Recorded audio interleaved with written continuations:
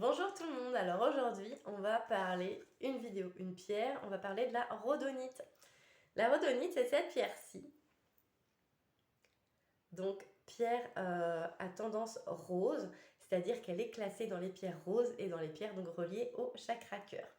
Pierre rose, mais comme on peut le voir, elle a parfois des tons un peu violacés, un peu violets, et on la retrouve aussi selon les gisements et les qualités avec des tons extrêmement rose rouge en fait, tirant vraiment sur le rouge.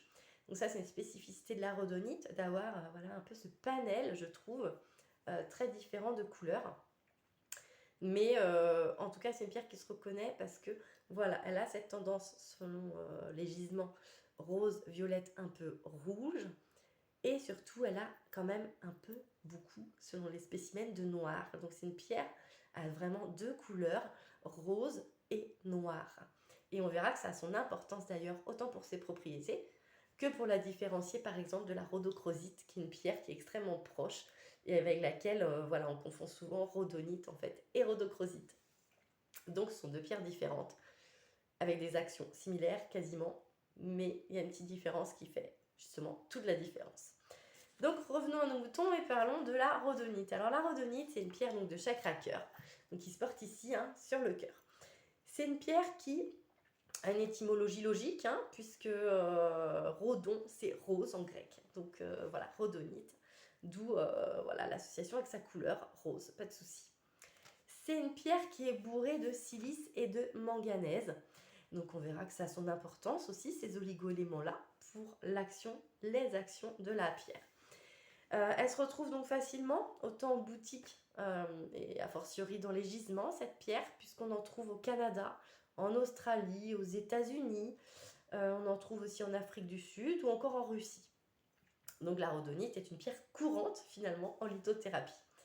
C'est une pierre qui a été utilisée en fait dès l'Antiquité. Donc on a des traces de son utilisation dans l'Antiquité, où elle était utilisée pour ses propriétés et ses actions déjà. Donc c'est déjà une utilisation depuis très très longtemps. Et finalement, elle a aussi été utilisée pour de la décoration, puisque c'est une pierre extrêmement graphique, par cette double couleur voilà, rose et noir. Et puis le noir est souvent extrêmement graphique dedans. Donc elle a été appréciée là-dessus en termes de décoration, notamment à Saint-Pétersbourg dans le palais. Donc voilà, c'est une pierre qu'on retrouve actuellement dans ce type de décoration, qui avait été faite bien sûr avant. Donc pierre voilà, très jolie, bien évidemment. Donc c'est une pierre, si on devait donner déjà des premières tendances pour moi, la rhodonite, et je reste là-dessus, c'est une pierre qui va être conseillée pour les personnes qui sont extrêmement nerveuses, anxieuses, stressées. Donc des personnes qui un peu s'agitent dans tous les sens, mais également des personnes qui sont vraiment troublées par des angoisses et un stress extrêmement fort. C'est une pierre qui est extrêmement reconnue pour venir abaisser, libérer, soulager ce stress et ces angoisses. Donc voilà, elle est principalement et avant tout connue pour ça, notamment par le manganèse qu'elle contient. Donc c'est une pierre qui aussi, par voie de conséquence, si elle travaille votre stress, vos angoisses, c'est une pierre qui est extrêmement réputée aussi pour tout ce qui est sommeil, pour apaiser le sommeil qui soit réparateur. Et pourquoi je dis ça? Parce que finalement, cette double couleur qu'on a, le rose, qui est celle de l'apaisement, mais ce noir, qui est celle des racines de votre vécu, de votre passé, de vos peurs également, et bien le fait qu'il y ait cette double couleur, la spécificité de la rhodonite, ça va être de travailler sur des traumatismes affectifs liés à votre vécu et à votre parcours de vie. Donc je m'explique, ça va être une pierre qui est conseillée en cas de rupture sentimentale, en cas de schémas familiaux qui ont été compliqués, ou encore en cas de deuil. Donc c'est une pierre finalement qu'on retrouve sur notre chemin, ou du moins qui est conseillée en cas de traumatisme affectif et qui entraînerait dans le présent des blocages émotionnels. C'est pour ça que c'est logique qu'elle apaise le sommeil qu'elle vous aide à un bon sommeil, en cas de traumatisme affectif qui vous remue la nuit, entre guillemets. Si vous vous réveillez la nuit et que vous pensez à des événements du passé, à des situations du passé, cette pierre va venir vraiment vous apaiser et apaiser votre sommeil et vous rendre beaucoup plus serein. Donc voilà, là-dessus, c'est vraiment son premier gros axe dont j'aime bien parler parce qu'on a des bons retours là-dessus et surtout des bonnes améliorations pour vous. Donc elle travaille tout ce qui est traumatisme du passé. Donc c'est vrai que c'est connu, c'est une pierre qui est connue pour tout ce qui est rupture affective et deuil, comme je l'ai dit. Et donc elle va, tout ce qui est échec amoureux, elle va aussi bien venir régler ce que ça aurait pu laisser comme difficulté. Voilà, ces événements du passé, comment ça peut vous créer des difficultés dans le présent. Elle vient travailler effectivement tout ça. C'est-à-dire que elle va venir vous apporter de la tendresse, de la douceur, une énergie de pardon et de sérénité là-dessus. Elle va venir libérer, soulager, si vous voulez, tout ce qui est resté de colère, de frustration, de rancune par rapport à ce vécu, même si souvent, souvent, plus ou moins souvent, ça peut être inconscient. Ce qu'on garde en termes de traumatisme après une rupture affective, amoureuse ou familiale ou un deuil, c'est plus ou moins conscient en fait, ça dépend des personnes et elle va venir soulager ça pour que vous ne soyez pas dans la colère, la rancune, la frustration et en fait que vous vous refermiez pas. Parce que là, le plus gros risque dans les traumatismes émotionnels, et en même temps c'est logique, c'est un instinct de protection qui se comprend, mais vous pouvez venir vous renfermer. Vous pouvez venir vraiment vous replier sur vous-même et c'est une pierre qui va éviter ça et qui au contraire par son rose va vous ouvrir aux autres et à de nouvelles expériences relationnelles. Du coup, c'est vrai que c'est une pierre qui permet, moi je trouve, de sortir des impasses, ce que j'appelle les impasses relationnelles, dans le sens où ça va être une pierre très proche de la chrysocole, par exemple, qui est la pierre de l'entente relationnelle, des ententes familiales, des ententes de couple, de la communication là-dessus et de la compréhension. Là-dessus, elles se rejoignent un petit peu, la rhodonite et la chrysocole, et j'aime bien cet aspect de la rhodonite qui est de venir fluidifier vos relations, les rendre plus simples.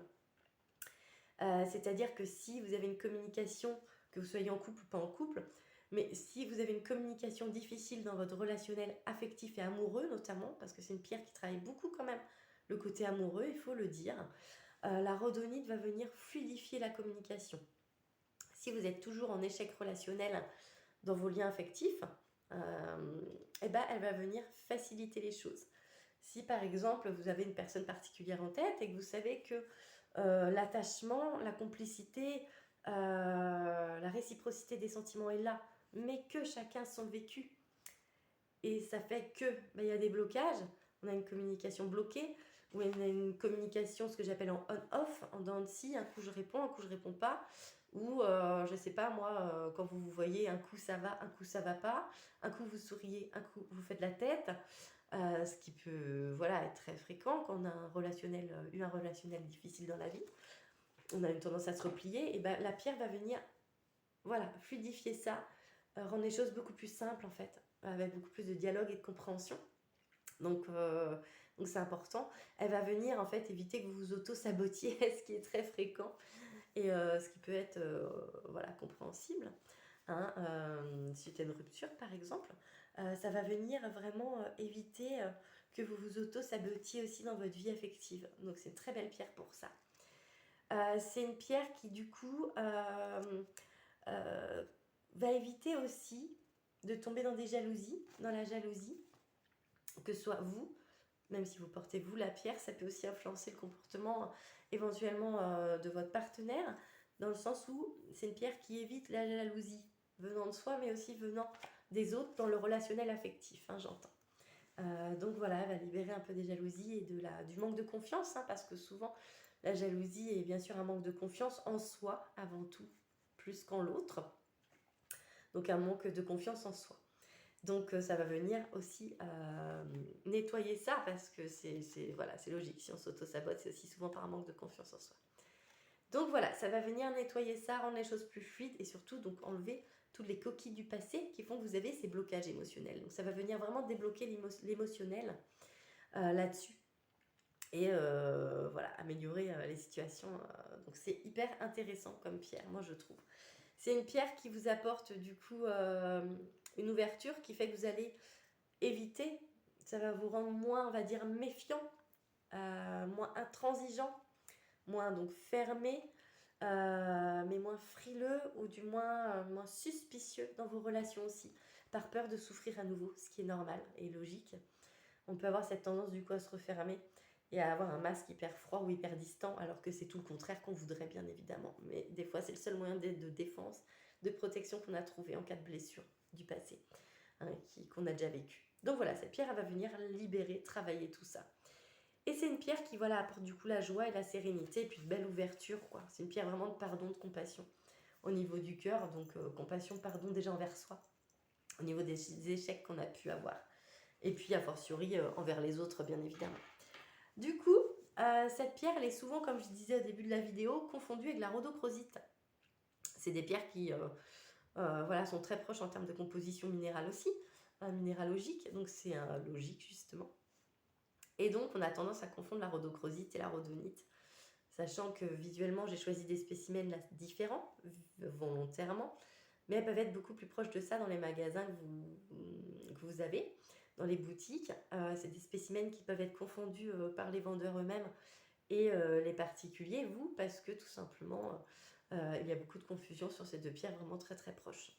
Donc du coup, on a la rhodonite qui a toujours des traces noires, alors que la rhodochrosite en a très rarement.